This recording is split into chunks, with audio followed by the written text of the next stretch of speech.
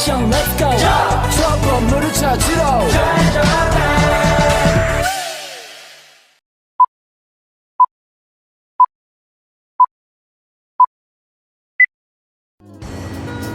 Halo semuanya, selamat datang di podcast Games Edukasi.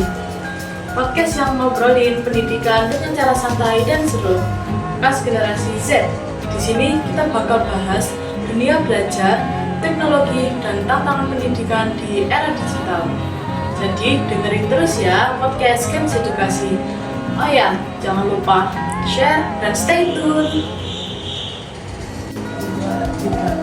Halo semuanya, selamat datang di podcast kita hari ini.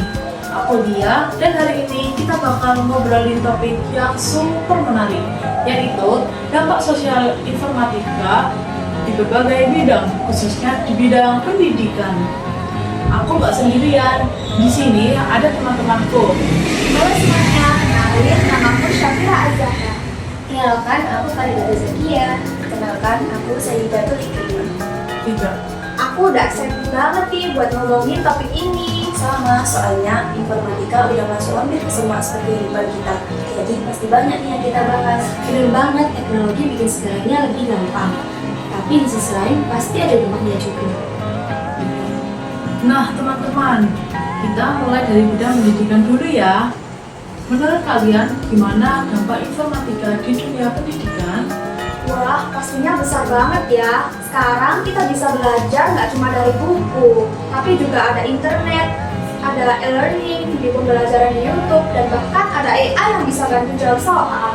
Iya, apalagi pas pandemi kemarin, sekolah online jadi solusi. Sekarang pun masih banyak yang pakai sistem hybrid, kombinasi tatap muka dan online.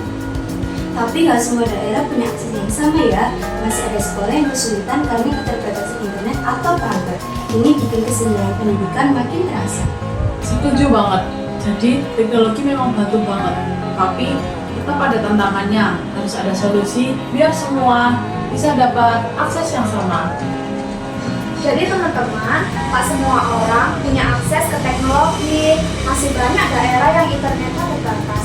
Bahkan ada yang nggak punya gadget buat belajar online. Benar, ini yang disebut kesenjangan digital. Jadi tidak semua siswa dapat kesempatan belajar yang sama, terutama di daerah terpencil. Selain itu, nggak semua orang terbiasa pakai teknologi. Ada guru yang masih kesulitan belajar dengan metode digital, dan ada juga siswa yang malah bingung kalau nggak belajar secara langsung. Nah, ini jadi PR buat kita semua.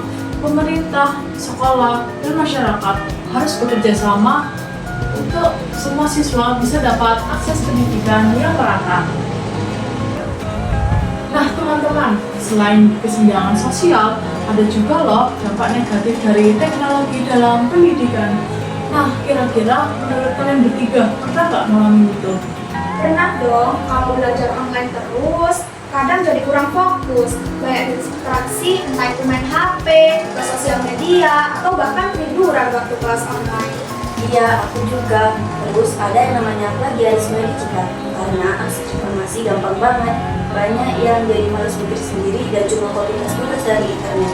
Belum lagi ketergantungan sama teknologi. Misalnya kalau internet mati atau laptop rusak, langsung panik karena nggak bisa belajar atau mengerjakan tugas. Nah, iya itu benar banget. Teknologi itu harusnya jadi alat bantu loh guys, bukan sesuatu yang bikin kita jadi malas atau tergantung. Oke semuanya, jadi kesimpulan pada hari ini adalah informatika di bidang yang punya dampak besar, banyak manfaatnya, kayak akses belajar yang lebih luas dan fleksibel. Tapi ada tantangan juga loh, seperti kesenjangan sosial dan ketergantungan pada teknologi. Makanya, kita harus pakai teknologi dengan bijak, jangan sampai bikin kita malas atau kurang kreatif. Dan tetap harus ada keseimbangan ya antara belajar online dan interaksi langsung, biar tak kehilangan skill sosial. Iya, intinya kita harus bisa adaptasi, tapi tetap jadi pembelajar yang aktif dan mandiri. Nah, itu dia ya guys obrolan kita hari ini. Semoga bermanfaat dan sampai jumpa di podcast selanjutnya. Sampai jumpa. See you. I used to think that